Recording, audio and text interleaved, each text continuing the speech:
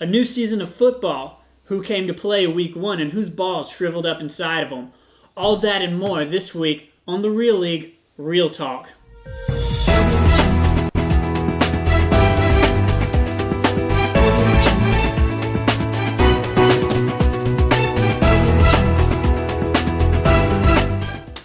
Welcome to a new season of Real Talk, the show where we discuss the performances and shortcomings of the Real League. I'm your host, Yurt Lapcom. Let's start with our surprise upset for the week. Going into Monday night, Coach John Devine's team was looking like a bunch of limp wieners that had just jumped into a cold swimming pool. I mean, his team had 26 points going into Monday night. Coach Marco Flores of Team Ashley Schaefer BMW had a win in the bag. But Team Kim Jong-reel popped a couple of Viagra, put on a pair of sweatpants, and grabbed their dad's box of porn, the one that he keeps on the top shelf in the closet, and they just came to play, entered the match with raging, ultra mega huge boners, and I mean, nobody can tell you more about these huge fallacies and how John literally came from behind than Coach Marco Flores. Kim Jong-reel beats Ashley Schaefer BMW 96-95. One of the teams that tied for the lowest score this week was that of the Commissioners. It looks like Monsters, Inc. is experiencing a hostile takeover at the hands of Coach Nate Jones, or, as he's known on Yahoo, Will. Team Nasty Nate definitely had a great game this week, with Andrew Luck scoring 23 points.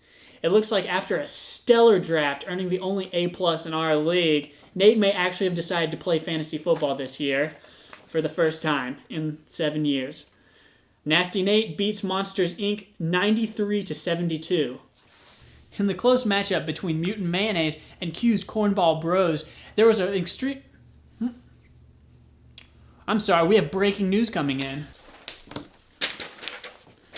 And it appears that Coach Field Snyder lost this week.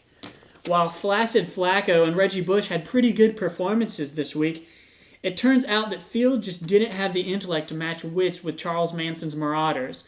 Coach Stephen Flores used his superior fantasy skills and NFL foresight to start Peyton Manning. Peyton scored an astounding 51 points by himself. Looks like Stephen grabbed both of Field's plums in one hand, ripped them off, and then stomped them into the ground, only to pick them back up and put them in a blender, then feed them to Field in the form of plum sauce. And that, my friends, is this week's Titty Ducked Game of the Week. Charles Manson's Marauders win 110-72 against 2-for-1 Plums.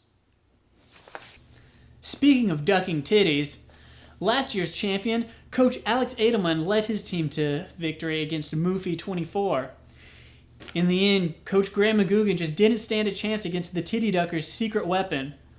One of Coach Alex Edelman's 2014 season's keepers, his kicker, Greg Zerline. This kicker scored 14 points for Alex.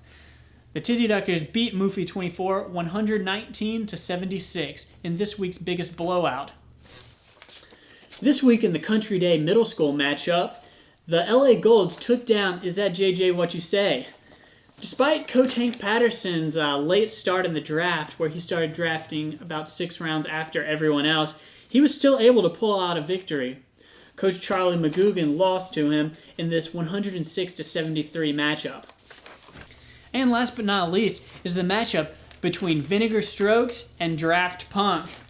After a very loose butthole season last year and tanking his last few games, it appears that Coach Trey McFall's 10 draft picks that he had in the first 6 rounds have certainly paid off. Coach Trey McFall, the most handsome coach in the Real League, has achieved a victory over Coach Daniel Kelly with a score of 98-74. Well, that's all the time we have for Real Talk this week. Tune in again next week. And until then, keep it real.